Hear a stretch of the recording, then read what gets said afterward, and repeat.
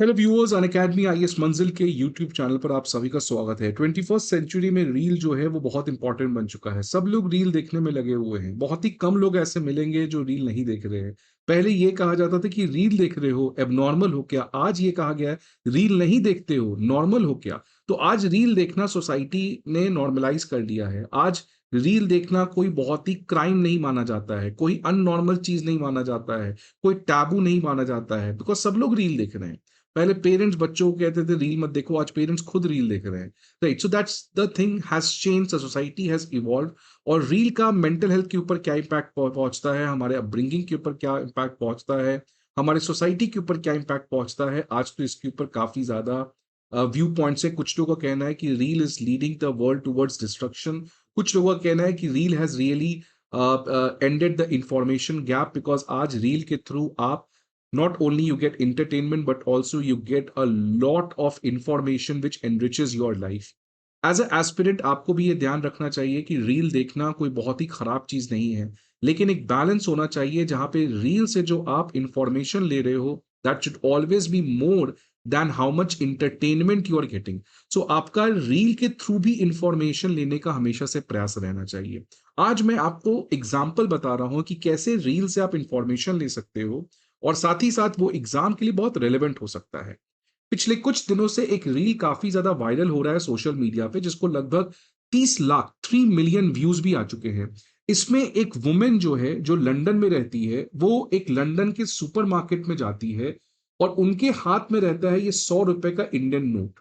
और ये बेसिकली देखना चाहती हैं, ये टेस्ट करती हैं, जहां पे वो ये देखना चाहती हैं कि 100 रुपए के इंडियन करेंसी से वो लंदन में कितने चीज खरीद सकती हैं।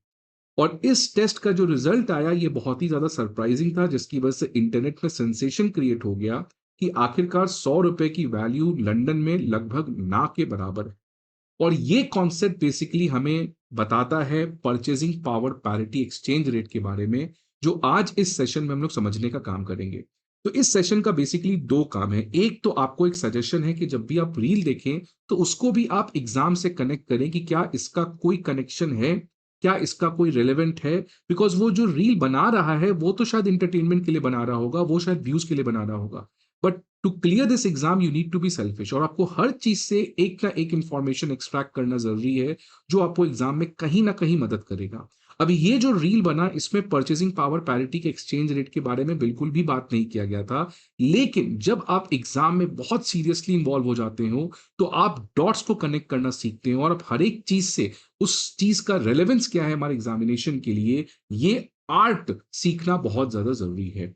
तो 100 रुपए का नोट लेकर एक वुमेन लंदन के सुपरमार्केट में गई, बहुत कुछ खरीदने का प्रयास की कि आखिरकार 100 रुपए से वो क्या खरीद सकती हैं। और एट द एंड देखते हैं वो क्या क्या खरीद पाई।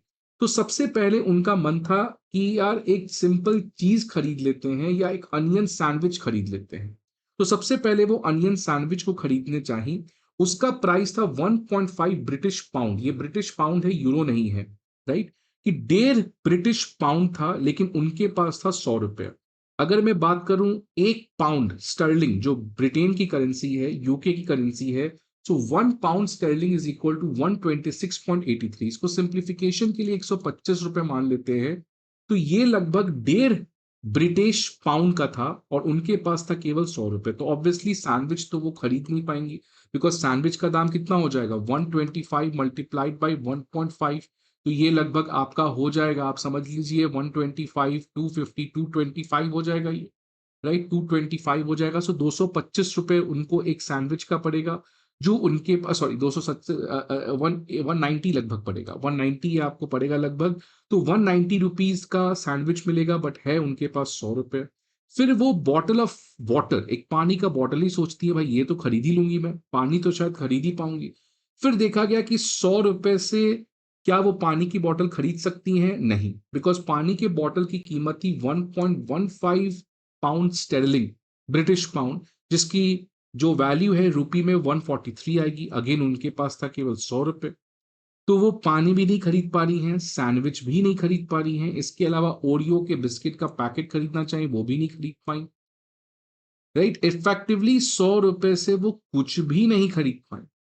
लेकिन वही ₹100 से अगर आप इंडिया में खरीदना चाहोगे तो ऑटो फेयर आप पे कर सकते हो, चाट खा सकते हो, इडली सांबर खा सकते हो, स्ट्रीट फूड खा सकते हो, डजन बनाना खरीद सकते हो, हाफ किलो ऑफ एप्पल खरीद सकते हो। बट ये कोई भी चीज आप लंदन में ₹100 से नहीं खरीद पाओगे।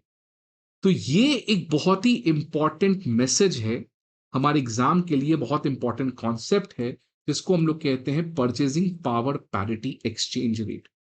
इसको मैं आज आपको समझाने का ट्राई करता हूं। लेट्स से ये रहा इंडिया और ये रहा मान लीजिए आपका यूएस। मैं इंडिया और यूएस के बीच में एग्जांपल लेता हूं। मान लीजिए आपका एक्सचेंज रेट जो है वो $1 इज इक्वल टू 50 रुपीज है। आपका एक्सचेंज रेट है $1 is equal to 50 rupees, right. अब आपके पास इंडिया में 50 रुपीज है, राइट। आपके पास इंडिया में 50 रुपीज है। आप इंडिया में इस 50 रुपीज से 1 kg एप्पल खरीद सकते हैं। लेट्स से एग्जाम्पल ले रहा हूं मैं कि आपके पास 50 रुपीज है, आप 1 kg एप्पल खरीद सकते हो। अब आपको इंडिया से यूएस जाना है, आपको ट्रैवल करना है यूएस। तो यूएस में तो ऑब्वियसली आप रुपी को यूज तो नहीं कर सकते हो, आपको डॉलर यूज करना पड़ेगा। तो आपने क्या सोचा कि यार इंडिया में एप्पल नहीं खरीदते हैं, मैं तो अमेरिका जा रहा हूं, अमेरिका में ही एप्पल खरीद लूंगा, वहीं खा लूंगा। अब इंडिया में एप्पल खरीदने का ₹50 कीमत है, मैं ₹50 को कन्वर्ट कर लेता हूं, मेरे पास कितने डॉलर आ जाएंगे? $1। और मैं $1 में जाकर अमेरिका से एप्पल खरीद लूंगा। $1 में मैं अमेरिका में जाकर एप्पल खरीद लूंगा। ये उस पर्सन को लगा कि भाई मैं ₹50 में 1 kg एप्पल इंडिया से खरीद सकता हूं, तो मैं यही चीज अमेरिका से $1 में खरीद सकता हूं। इस एक्सचेंज रेट को हम लोग कहते हैं nominal exchange rate. Nominal exchange rate, nominal exchange rate. ये एक्सचेंज रेट नॉमिनल सेंस में है, रियल सेंस में नहीं है। क्योंकि क्या गारंटी है कि आप अगर ₹50 में 1 kg एप्पल इंडिया में खरीद सकते हो, तो इसकी क्या गारंटी है कि एप्पल की कीमत अमेरिका में $1 होगी? अगर अमेरिका में इसी 1 किलो एप्पल की दाम $2 है, तो क्या आप 1 kg एप्पल खरीद पाओगे? नहीं। बिकॉज आपके पास ₹50 है, आप इसको कन्वर्ट करोगे डॉलर में, आपके पास $1 आएगा। आप अमेरिका जाकर अगर सेव खरीदना चाहोगे, एप्पल खरीदना, so this time you can only by 0.5 kg Apple. Because Apple की दाम अमेरिका में जो है वो काफी एक्सपेंसिव है, इट इज $2। तो वहां पे जो चीज आप इंडिया में ₹50 से 1 kg एप्पल खरीद पाओगे, उसको अगर आप एक्सचेंज करके अमेरिका में खरीदना चाहोगे तो आप केवल ½ kg एप्पल ही खरीद पाओगे। मतलब ये जो नॉमिनल एक्सचेंज रेट है, ये क्लियर कट पिक्चर मुझे नहीं बता रहा है। ये नॉमिनल एक्सचेंज रेट जो है, ये क्लियर कट पिक्चर मुझे नहीं बता रहा है।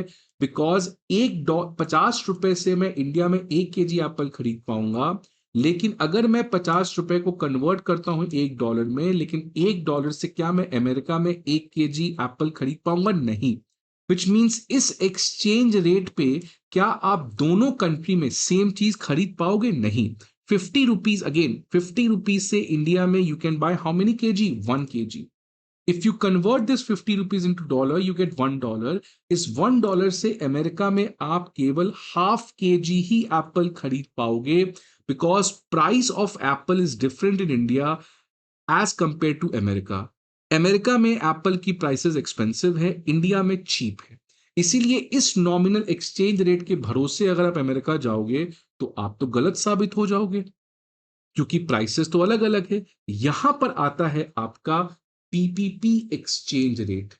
यहां पे आता है आपका पीपीपी एक्सचेंज रेट। और ये एक ऐसा एक्सचेंज रेट है जिसके बेसिस पर, और ये एक ऐसा एक्सचेंज रेट है जिसके थ्रू आप दोनों कंट्री में सेम चीज खरीद सकते हो। You can buy the same goods and services, और you can buy the same amount of goods in both the country. और इसलिए इसका नाम भी है purchasing power parity. Parity means equality. क्या चीज की इक्वालिटी? परचेजिंग पावर की। मतलब दोनों करेंसी से आप इंडिया यूएस में सेम चीज खरीद सकते हो। यहां पे आप सेम चीज नहीं खरीद पा रहे थे। ₹50 की परचेजिंग पावर 1 किलो सेव है, $1 की परचेजिंग पावर ½ किलो सेव है, तो they are not at purchasing power. Purchasing power exchange rate के लिए हमें पीपीपी एक्सचेंज रेट निकालना होता है, और इसका फॉर्मूला है abroad price divided by domestic price, abroad price divided by domestic price. अब इस केस में एप्पल का एब्रॉड प्राइस कितना है, $2, तो यहां पे आप लिख दो $2। एप्पल का डोमेस्टिक प्राइस कितना था, ₹50, तो आप यहां लिख दो ₹50। तो ये कितना आ जाएगा, $1 by 25 rupees, which is equal to $1 is equal to 25 rupees। अब ये जो एक्सचेंज रेट है, ये एक्सचेंज रेट कौन सा एक्सचेंज रेट है, पीपीपी एक्सचेंज रेट है। और इस एक्सचेंज रेट के बेसिस पे you can buy the same amount of good in India, you can buy the same amount of good in US. Let's see, $1 से आप अमेरिका में कितना एप्पल खरीद सकते हो, half K G, correct, because $2 is equal to 1 kg। So आपके पास है $1, तो आप 1 kg एप्पल खरीद पाओगे। ₹25 से आप इंडिया में कितने एप्पल खरीद पाओगे, ₹50 1 kg है, तो again half K G. So with $1 you can buy half kg of apple in America. With ₹25 you can buy half kg of apple in India.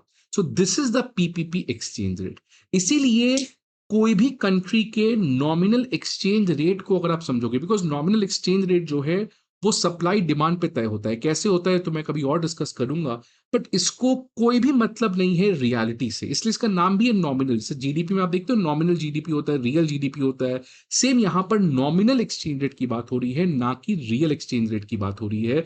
Reality में जो बेसिकली एक्सचेंज रेट बता रहा है कि क्या दोनों करेंसी से, दोनों एक्सचेंज रेट से आप सेम चीज खरीद सकते हो, रियल सेंस में $1 की वैल्यू क्या ₹25 है कि नहीं है, वो यहां समझ में आ रहा है। बिकॉज यहां पे देखो $1 की कीमत कितनी है, ₹25। क्या ये नॉमिनल है या रियल है, ये रियल है, बिकॉज $1 की वैल्यू ₹25 है, इसीलिए है बिकॉज $1 से जो चीज आप अमेरिका में खरीद सकते हो, वो सेम चीज ₹25 से आप इंडिया में भी खरीद सकते हो।